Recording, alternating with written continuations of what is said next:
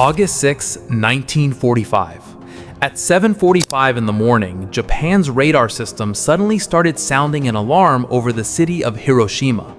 But at that time, the people of the city thought this alarm was just a routine matter. Then, 8 o'clock passed. Workers headed to their offices for work, small children arrived at their schools, and their first period was just about to start.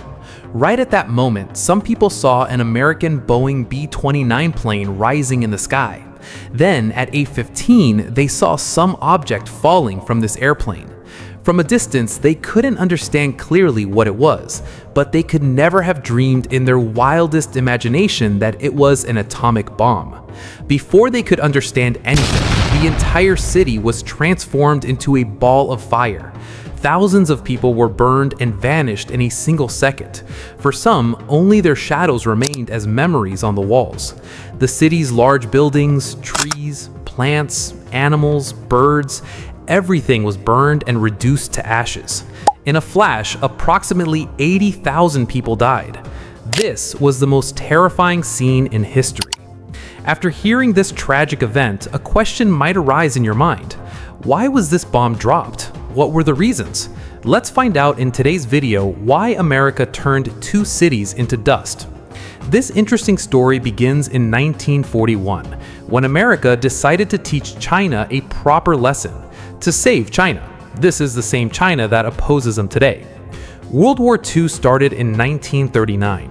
At the beginning of this war, on one side were Germany, Italy, and Japan. On the other side were France, Britain, and the Soviet Union. America had no role in this war at that time. America was completely neutral. But there was one country that kept poking America repeatedly. That country was Japan. Since the 18th century, Japan had shown imperialistic tendencies. Like Britain and France, their dream was to keep other countries under their control.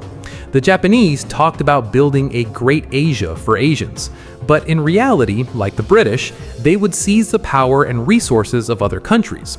For coal and ore, they took a big step in 1931. They occupied Manchuria in China. By 1940, Indonesia, Myanmar, Cambodia, Laos, Vietnam, North Korea, South Korea, all these countries came under Japanese colonies, and they would extract resources from all these countries and bring them back to Japan. But even then, they didn't have everything. For the most vital resource, oil, they had to depend on America. At that time, oil was a very valuable resource, and America supplied 80% of Japan's oil. The biggest role behind Japan's power was its economy, and the Japanese economy was industry-based. But Japan had very few natural resources. For this reason, Japan had to depend on America and Europe for natural resources. During this time, America watched Japan's expansion silently. They didn't like it, but they took no action, just condemned it. But then, suddenly, Japan allied with Nazi Germany, and Germany was an enemy of America and Britain. Not only that, to expand their empire further, they turned their attention south towards Vietnam, Laos, and Cambodia. However, these places were under French control at that time. In 1940, Japan defeated France and occupied these areas, and France was an ally of America. This is where the enmity between America and Japan began. America thought that if Japan kept expanding its empire like this, they too could be in danger someday. To suppress Japan's imperialist policies, in July 1941, America stopped supplying oil to Japan. Without oil, their industries started shutting down one by one. America put a condition before them. First, they had to withdraw their control from China, and second, they had to break ties with Hitler. Only then would they get oil. But this was a very tough challenge for Japan, because Japan dreamed of controlling all of Asia like Hitler. For this reason, they rejected America's conditions and secretly created a plan. They saw that Malaysia and Indonesia had vast reserves of oil and other resources. If they could occupy these countries, they wouldn't face resource shortages. But there was a problem. At that time, Indonesia was a colony of the Netherlands and Malaysia was a colony of Britain. Britain and Netherlands were both allies of America. Attacking them would mean America could attack them. Then they turned their attention to the Philippines. but the Philippines was under American control. In short, America was the main obstacle in their path. They devised a great plan. First, they would attack and defeat America. Then, they would peacefully occupy these other countries. Japan knew America was a much stronger country, so they made a peculiar plan. If they could secretly destroy America's fighter jets, planes, military bases, tankers, aircraft carriers, everything, then America's backbone would be broken. With this childish thought, on December 7, 1941, the Japanese launched a surprise attack on America's Pearl Harbor base. Pearl Harbor was on the island of Hawaii, about 3,000 miles away from Japan. From there, America kept an eye on Asian countries.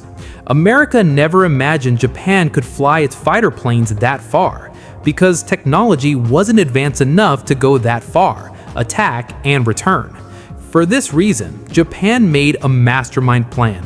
They took 340 fighter bombers and torpedo bombers on 6 aircraft carriers and traveled for 12 days, coming within 370 kilometers of Pearl Harbor. And then they started the surprise attack. This was the biggest attack of World War II. It was morning. Some soldiers were sleeping, others were having breakfast. Japanese planes started raining bombs from above. They continued attacking Pearl Harbor for 1 hour and 15 minutes. They destroyed America's battleships, air bases, planes, and defenses. About 2,400 American soldiers died in this incident. The ground was filled with volcanic-like fire, and the sky with black smoke. The Japanese aircraft returned after the attack. But after this attack, America officially entered World War II, having not been a part of it initially. To teach Japan a lesson, America attacked Tokyo just 4 months later. This was America's first offensive in World War II. But after that, they didn't stop.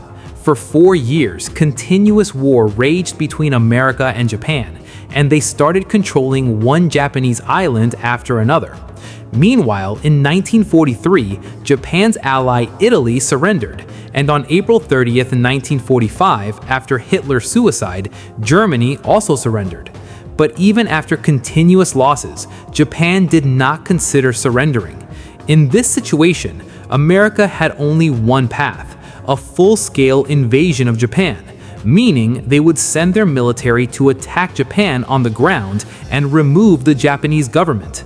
On June 22, 1945, America planned to capture the island of Okinawa, near Japan. And from there, they would build a base and directly enter Japan. But the Battle of Okinawa astonished the Americans. The Japanese army fought like madmen until their last breath, not even thinking of surrendering. And there were continuous kamikaze plane attacks. Actually, Japan's emperor at the time, Hirohito, had brainwashed them. He told them that the Americans were very terrifying and would hunt down and kill all Japanese if they won. Because of this, even children would lie down with bombs in front of American tanks, and kamikaze pilots, like guided missiles, would suicide bomb American battleships with bombs. Although the Americans finally won this battle, countless US soldiers died. There were 12,000 US soldiers killed and over 500 more injured. On the other side, 100,000 Japanese soldiers died. And what's more terrifying is that 25% of the civilians on that small island died. Seeing these statistics, the American army got scared because they hadn't even entered mainland Japan yet.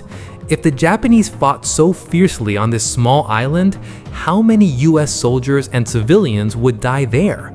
So, the Americans planned to use other methods to defeat the Japanese.